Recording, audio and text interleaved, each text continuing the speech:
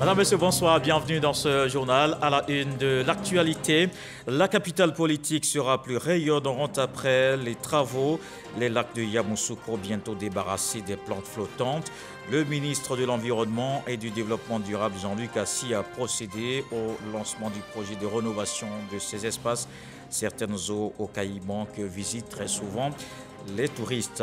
Et c'est une tournée de sensibilisation et de mobilisation autour de la forêt, de la faune et des ressources en eau qui se poursuit à l'intérieur du pays. Le ministre Laurent Tchagba a rencontré ses collaborateurs venus des régions du Go, de la Nawa, du Boklé et de San Pedro. Une séance de travail pour identifier les besoins et faire face à la mission. Une autre lutte que mène le gouvernement, celle contre la traite des humains. La journée mondiale consacrée à ce phénomène, célébrée hier 30 juillet dans la ville de Daloa. Une occasion pour la ministre Belmondo Dogo de sensibiliser les jeunes. Elle exhorte à un bon usage des technologies, notamment les réseaux sociaux.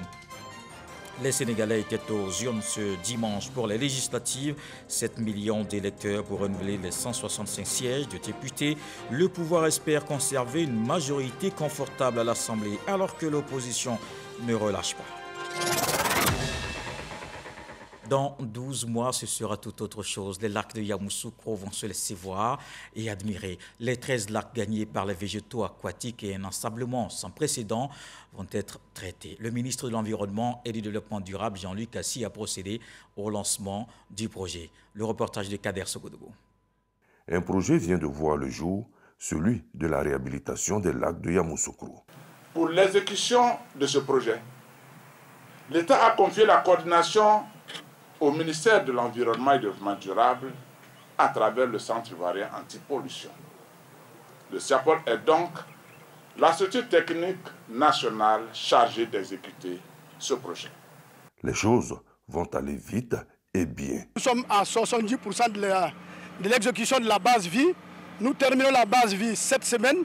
Nous démarrons après les fêtes de l'indépendance et nous avons parti 12 mois pour pouvoir terminer les travaux. Une bouffée d'oxygène pour Yamoussoukro. Notre patron à nous tous, notre président bien-aimé, son Excellence M. Alassane Ouattara, qui a accepté que le gouvernement prenne en charge le financement de l'opération. Je voudrais donc demander à M. le ministre de l'Environnement d'être notre porte-voix, nous les populations de Yamoussoukro, pour adresser nos sincères remerciements à son Excellence M. le Président de la République et notre infinie gratitude. Présent pour le lancement des travaux, le ministre Jean-Luc Assis rassure quant à l'engagement du gouvernement d'œuvrer pour le rayonnement de Yamoussoukro.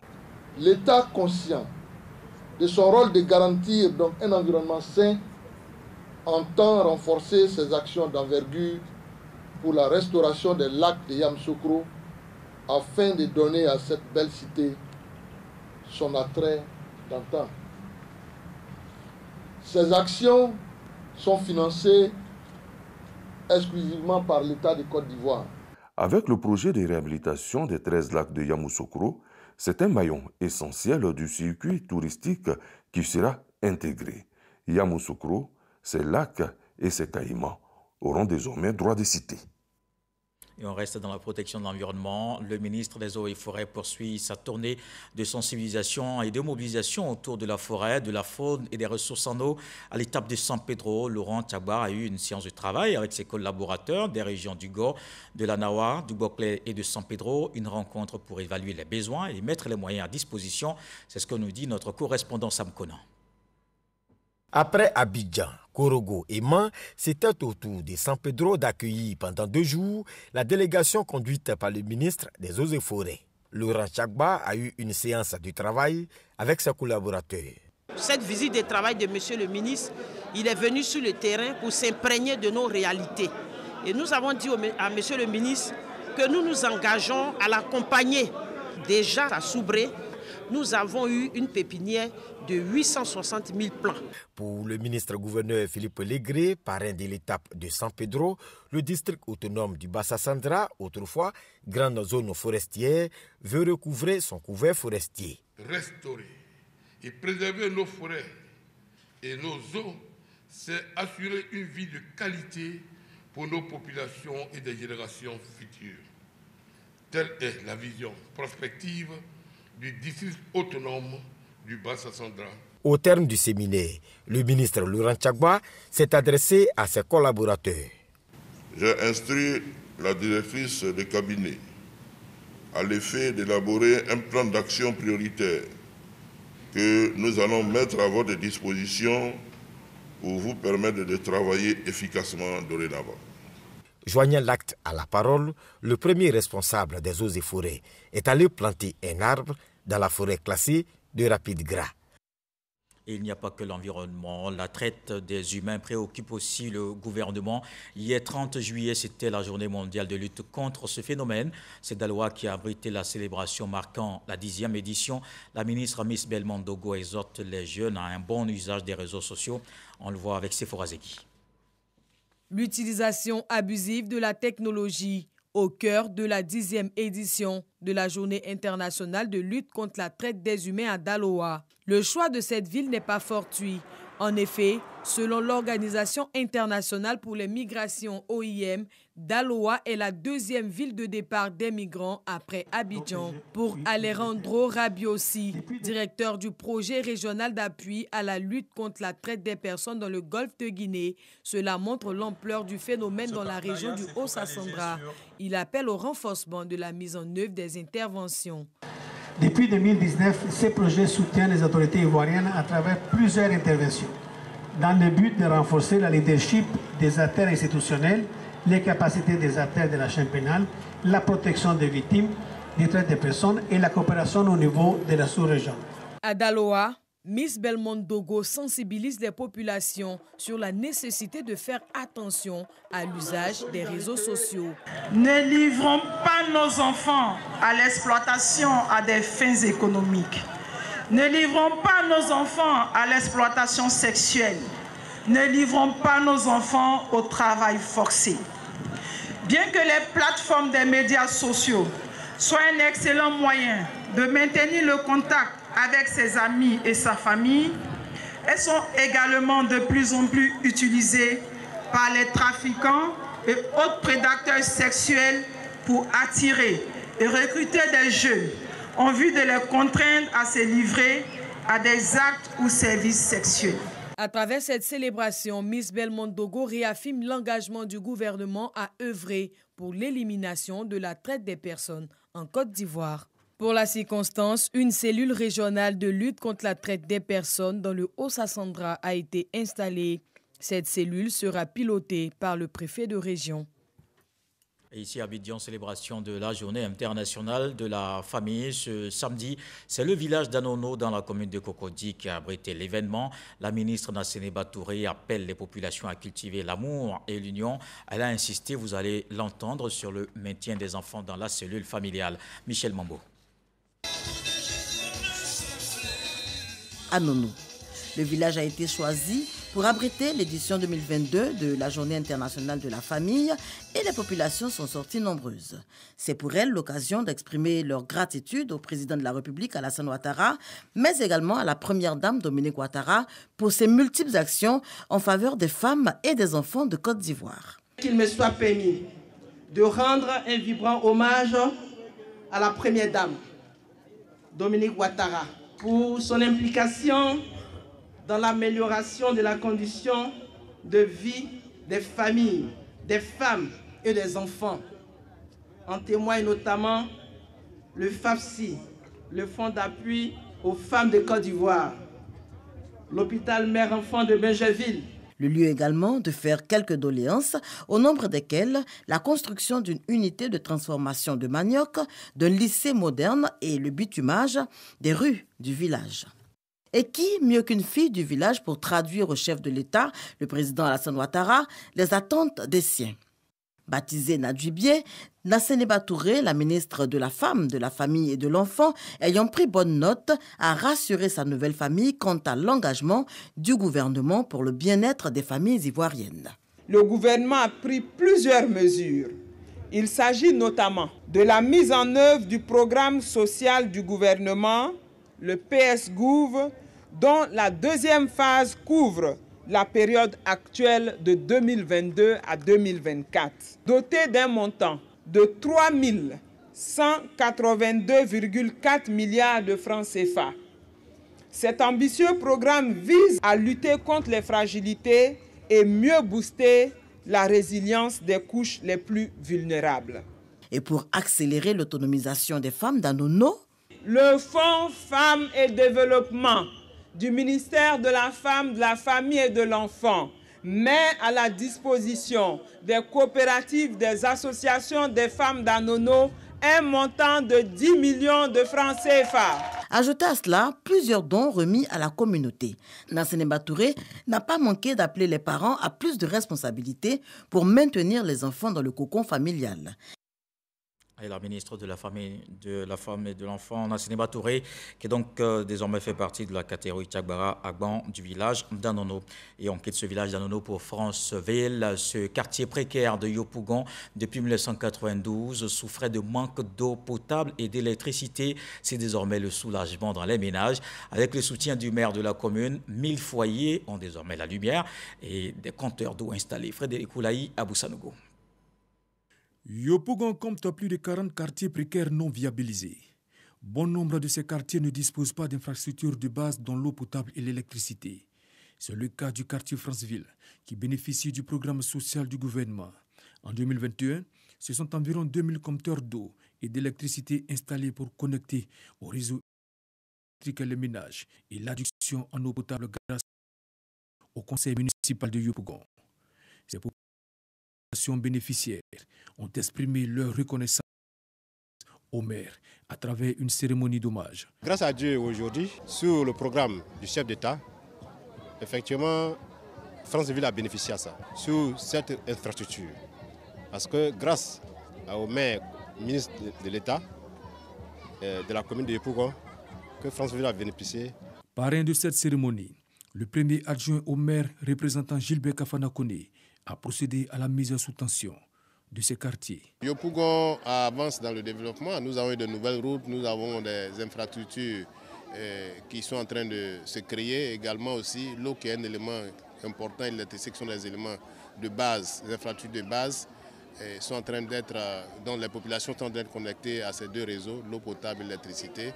Donc le développement, c'est d'abord le social au niveau de la population. Les infrastructures viennent compléter cela. Le premier adjoint au maire de la commune de Yopougon a assuré les populations quant à l'engagement du premier magistrat à œuvrer pour la viabilisation des quartiers précaires de la dite commune. Et on s'intéresse à l'affaire docteur non recruté. Le ministre de l'Enseignement supérieur et de la Recherche scientifique était l'invité de Hamza Diaby dans le Dimanche Magazine, aujourd'hui au journal de 13h. Adama Diawara a donné des explications sur la situation. Je vous propose un extrait de l'entretien. Ce n'est pas parce qu'on a un diplôme qu'on doit intégrer automatiquement la fonction publique. De toute façon, la fonction publique, ce n'est pas possible. L'État de Côte d'Ivoire, surtout avec le président Ouattara, fait beaucoup. Il faudrait que nos docteurs sachent que tout le monde ne peut pas être fonctionnaire. Et même si vous voulez être fonctionnaire, tout le monde ne peut pas intégrer l'enseignement supérieur ou la recherche. Alors, donc, il y a d'autres possibilités d'emploi qui s'offrent à eux. D'ailleurs, chaque fois que je les ai rencontrés, je leur ai établi, je leur ai listé un certain nombre de possibilités d'emploi. D'abord, je leur ai dit, ils peuvent éventuellement passer le concours d'entrée à l'ENS, à l'École normale supérieure, et devenir des professeurs de lycée. Et à partir de là, comme ils sont docteurs après, ils peuvent devenir assistants ou attachés de recherche via glissement catégoriel.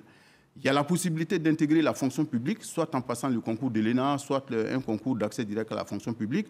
Et de là, s'ils veulent, ils peuvent toujours faire un glissement catégoriel pour revenir à l'enseignement supérieur ou à la recherche. Il y a la possibilité d'aller enseigner dans une grande école ou une université privée, et après aussi repasser le concours d'entrée dans les universités, soit recrutement nouveau, contrat ou que sais-je. Il y a aussi la possibilité d'être employé tout simplement dans une entreprise de la place, nationale ou internationale. Surtout qu'il y a certaines entreprises privées, je signale, qui ont des laboratoires de recherche tels que Nestlé. Et il y a aussi, c'est vrai, il y en a qui n'aiment pas qu'on le dise, mais je suis obligé de le dire parce que c'est une réalité, il y a aussi l'auto-emploi. Je vais soumettre à l'analyse du Conseil des ministres un décret portant sur la création des écoles doctorales. Alors nous allons quitter les formations doctorales classiques pour aller vers les écoles doctorales. C'est-à-dire qu'on ne va pas laisser le libre cours à chaque université ou grande école publique, voire privée, de former autant de docteurs qu'ils veulent. Cette fois-ci, on fera des écoles doctorales et ces écoles doctorales auront 3 caractéristiques. La mutualisation des infrastructures, des équipements et du corps enseignant, pour plus de rationnel, on dira ça comme ça. Et deuxième caractéristique, c'est la pertinence. Faire en sorte que les thématiques de recherche qui sont développées dans les écoles doctorales répondent à des besoins, des besoins en termes de développement du pays.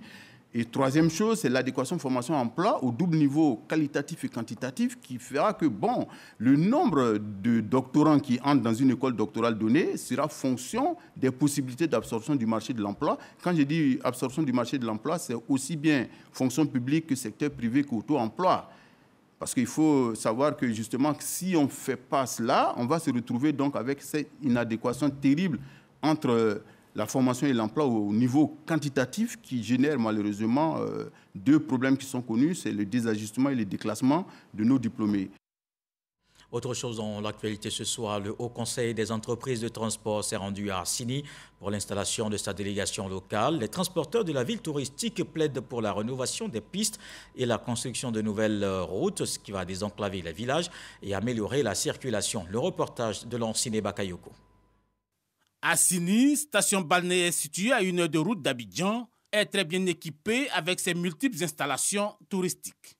Problème, Assini manque de routes, selon le nouveau délégué du Haut Conseil des transporteurs de la ville. Au niveau même de la voirie surtout, on a des villages voisins, vraiment que les routes ne sont pas praticables.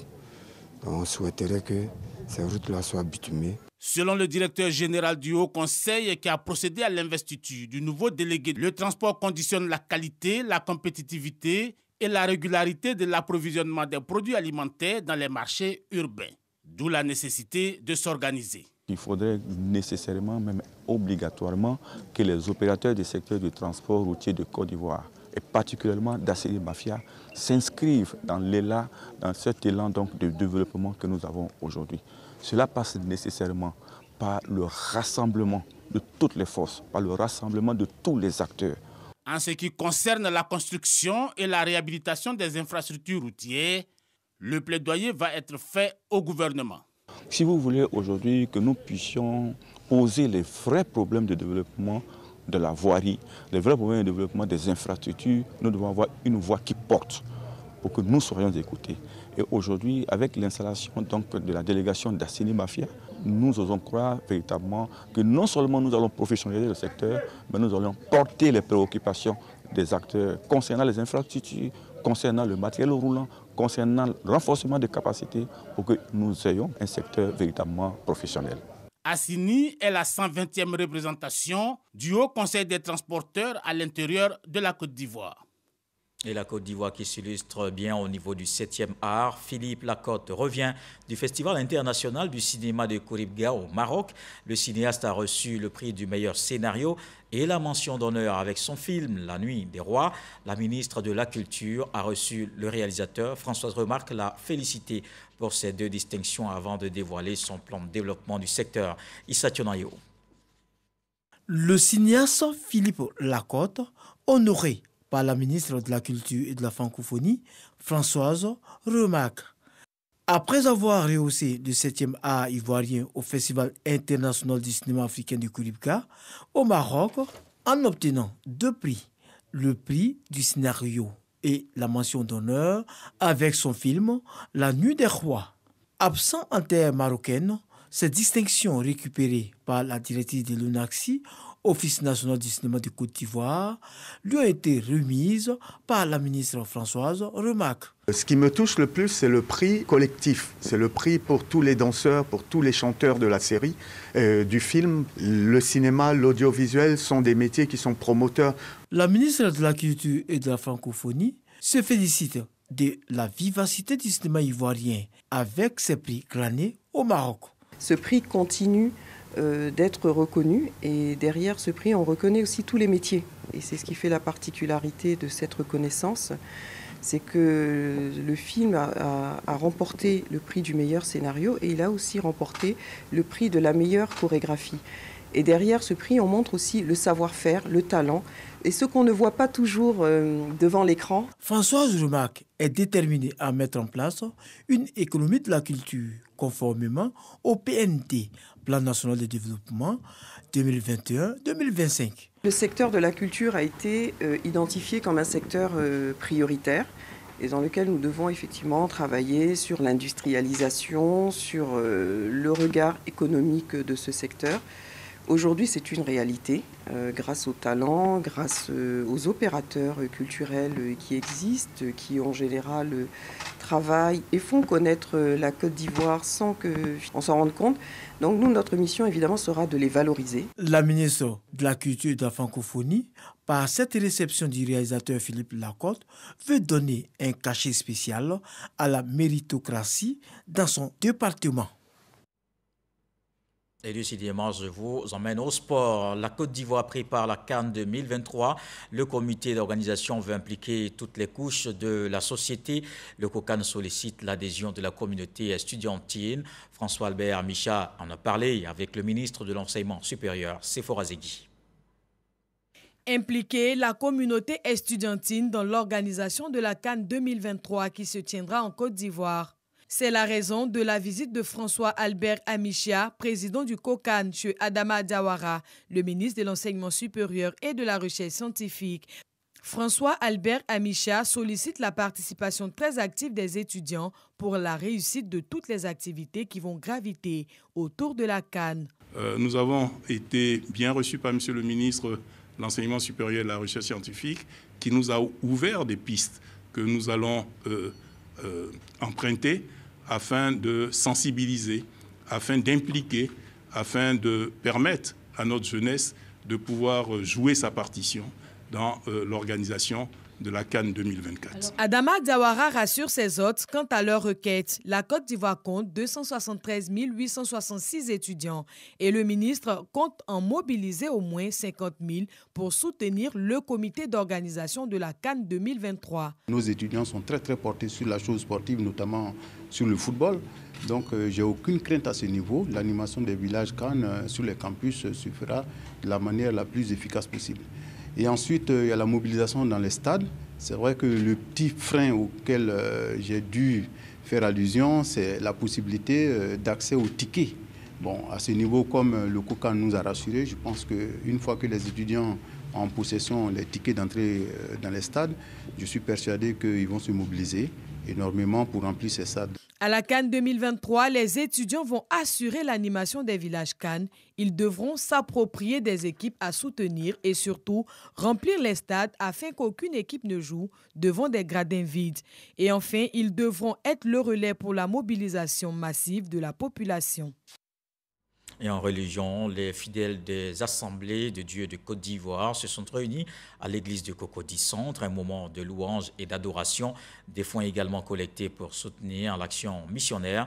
L'église entend s'implanter en Sierra Leone. Jean-Marc Diadji. C'est dans la louange et l'adoration que les fidèles de l'église des assemblées de Dieu de Côte d'Ivoire sont venus apporter leurs dons pour soutenir l'action missionnaire en Sierra Leone. Le pasteur Innocent Plao, président de l'action missionnaire des Assemblées de Dieu de Côte d'Ivoire, Abidjan-Est, nous donne les raisons de cet événement. Les frères de ce pays-là ont été divisés, ont été meurtris et les séquelles sont très profondes. Et nous pensons qu'en ouvrant un champ missionnaire dans ce pays, frère, il sera question d'annoncer la bonne parole de Dieu. Cette parole de Dieu qui peut réconcilier les vies. Pour les fidèles, soutenir cette action, c'est obéir aux recommandations du Christ. Il a dit « Allez et faites de toutes les nations des disciples ». Et pour obéir, il faut bien qu'on se lève, il faut bien qu'on soutienne. Et nous qui ne pouvons pas aller sur le terrain, nous pouvons aller en soutenant l'organisation que l'Église a mise en place pour pouvoir obéir à cet ordre-là. Selon Luc, verset 2, la moisson est grande, il y a peu d'ouvriers et nous avons voulu, donc, au travers de notre geste, pouvoir apporter notre soutien financier, spirituel à cette œuvre-là afin que l'évangile puisse être propagé. Dr Kofi Konan Eugène, président de la région Abidjan-Est, revient sur l'importance de l'action missionnaire. Un individu ou un groupe d'individus se déplace pour aller dans une contrée étrangère pour apporter l'évangile de Jésus. En ce moment-là, on parle de mission. C'est ce que Jésus a dit. Allez par tout le monde prêcher la bonne nouvelle à toute la création. Celui qui croira et qui sera baptisé sera sauvé. Donc se lever pour accomplir cet objectif de Jésus, c'est faire de la mission. Ces fonds récoltés serviront pour l'achat de 3 terrains et la construction d'un tabernacle. Décédé le 10 septembre dernier, la dépouille de l'ex-premier ministre Charles Konan-Banny est arrivée sur la terre de ses ancêtres à Morofé. Dans ce quartier de Yamoussoukro se tiennent les obsèques de l'ancien gouverneur de la BSEAO. Parents, familles politiques, amis et connaissances ont accueilli le corps de ce grand serviteur de l'État. Vous allez le voir dans ce reportage de Kader Sogodogo. C'était dans une ambiance lourde et pleine d'émotions. National A3 Yamoussoukro, Carrefour Morofé. Le corps sans vie de Charles Konan-Banny vient d'arriver sur la terre de ses ancêtres. C'est avec les larmes aux yeux que nous voyons ce cortège funèbre arriver au village, transportant le corps de notre cher aîné. Mais la vie est ainsi faite. C'est une grande perte pour la Côte d'Ivoire, pour nous tous. Et vraiment, c'est un jour de tristesse. La dépouille est accueillie par le clin-clin, le tam-tam parleur qui, pour la circonstance, annonce la mauvaise nouvelle au village.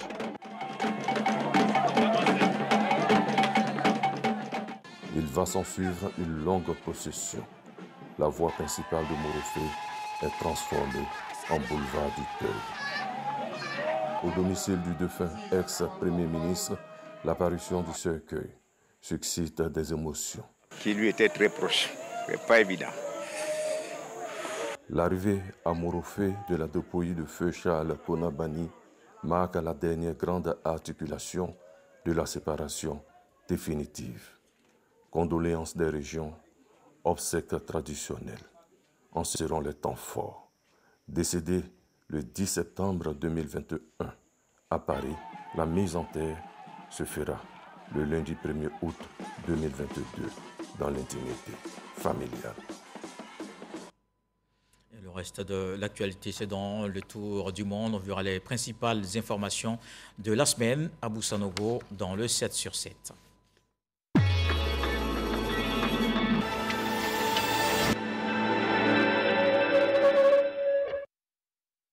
Un sommet des chefs d'État et de gouvernement membres de la communauté économique des États de l'Afrique centrale s'est tenu lundi à Kinshasa, en République démocratique du Congo. Les questions sécuritaires font l'objet d'une grande réflexion lors de ce sommet. L'ex-président burkinabé Blaise Compaoré a fait acte de repentance et présenté ses excuses au peuple burkinabé et plus particulièrement à la famille de Thomas Sankara mardi. Son retour provisoire en juillet dernier avait déjà suscité la surprise au pays des hommes intègres. 4 jours auront suffi au président français pour visiter tour à tour le Cameroun, le Bénin et la Guinée-Bissau. Cette tournée africaine d'Emmanuel Macron, effectuée du 25 au 28 juillet dernier, est la toute première visite depuis sa réélection en avril dernier. Les autorités locales affiliées aux Kurdes dans le nord de la Syrie ont annoncé jeudi avoir découvert une fosse commune avec au moins 29 corps dans la province d'Alep. Le charnier a été découvert lors des travaux effectués par la municipalité de cette ville.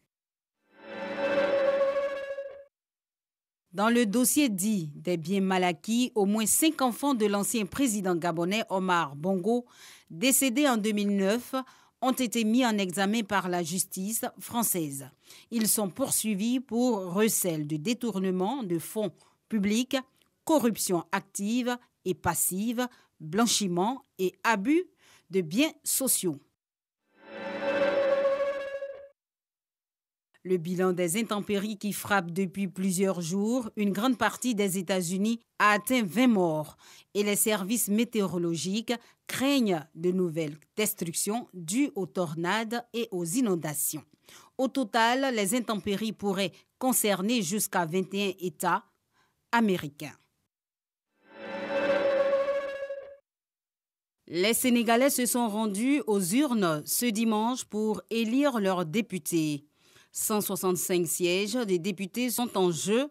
Les résultats de ces législatives seront déterminants. Ils permettront de savoir si le président Macky Sall sera candidat à l'élection présidentielle prévue en 2024 pour un 3e mandat.